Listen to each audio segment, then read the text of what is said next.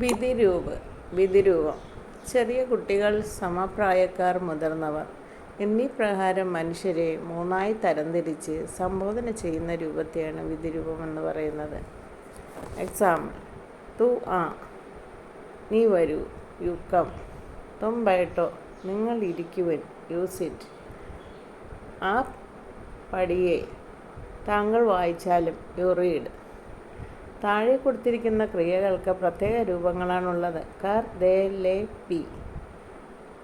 തു കർ, നീ ചെയ്യ്. തും കരോ, നിങ്ങൾ ചെയ്യുവിൻ. ആപ് കീജിയെ, താങ്കൾ ചെയ്താലും, യു ഡു. തു ദേ, നീ തരിക ഓർ നീ കൊടുക്കുക.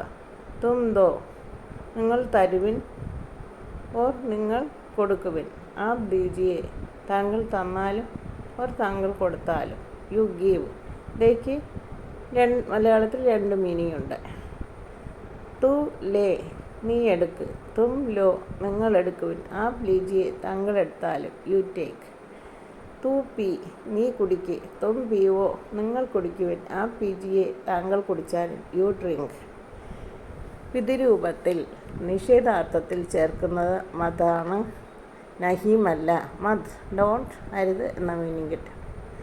നീ ഇവിടെ വരരുതേ.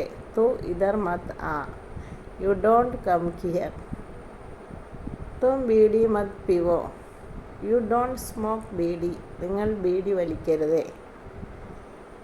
ആപ് ഇധർ മത് ബൈഠിയേ, യു ഡോണ്ട് സിറ്റ് ഹിയർ, താങ്കൾ ഇവിടെ ഇരിക്കരുത്.